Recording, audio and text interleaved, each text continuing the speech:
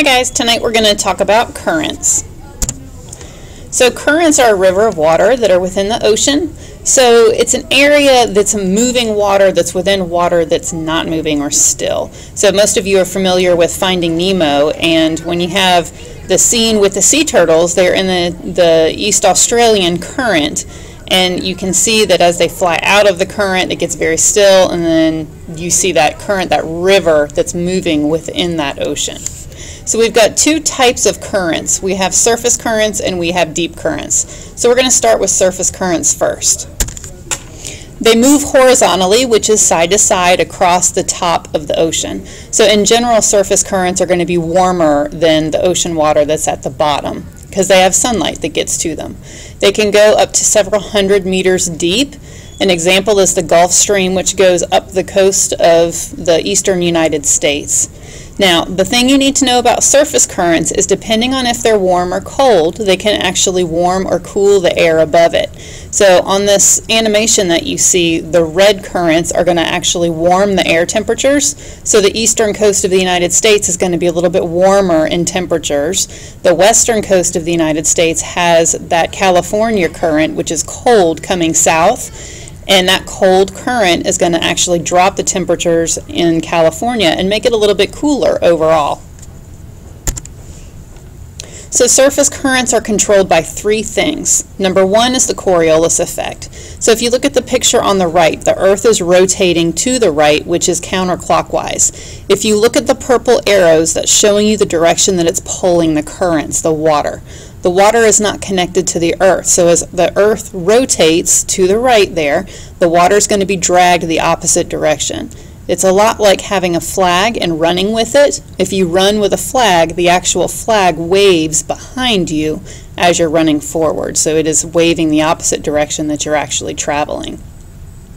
The second thing that it's controlled by are global winds. Anytime you blow water, you're going to move it. So if you blow into a bowl of water, you're going to form ripples, and those ripples are going to blow away from your mouth. So the same thing happens with the global winds. Any direction that the global winds are blowing, they're going to blow that water that direction. And the third thing that controls the surface currents and where they move is continental deflections. All that means is that when the water hits a continent, it can't go forward anymore. It has to either turn left or right. So when you look at the picture on the right side, the Brazil current actually hits South America and it's forced to turn south. So this is a picture of all the different surface currents and whether they're hot or cold. Remember, if they're hot, they're going to raise the air temperature, and if they're cold, they're going to actually drop the air temperature a little bit. I also want you to notice that in the northern hemisphere, in general, those currents move in a clockwise motion, and in the southern hemisphere, they move in a counterclockwise position. Okay, deep currents. So they are caused by differences in density. Two things can make the water more dense. Temperature, if it's colder, it's going to sink. If it's warmer, it's going to rise. Salinity, the amount of salt that's in it. The saltier it is, the denser it is, and it's going to sink. The less salty it is, the lighter it is, it's going to rise up to the surface. So that up and down vertical motion is a deep current. Okay, so we chatted about this a little bit a couple of slides ago. This is just how the temperature of the surface currents can affect the air temperature.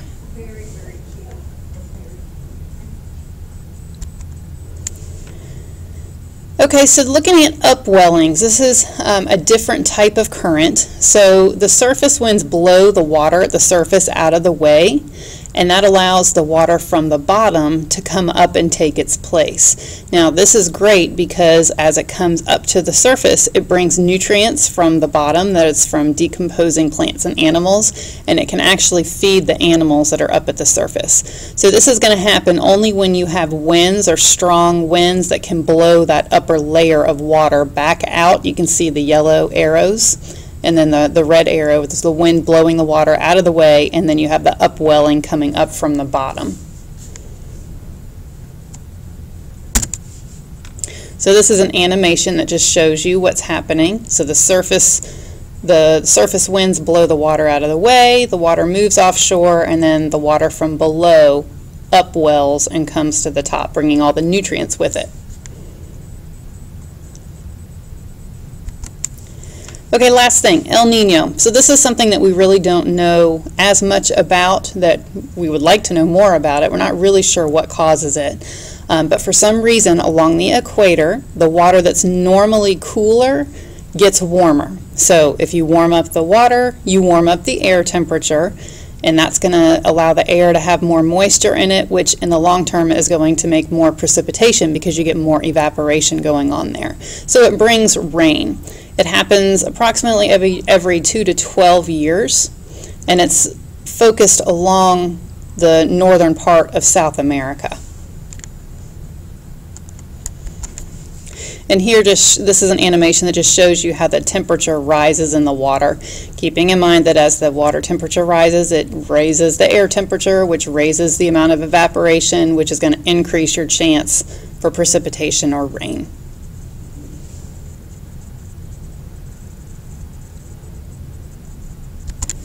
Okay, you guys have a great evening and come into class with your notes tomorrow.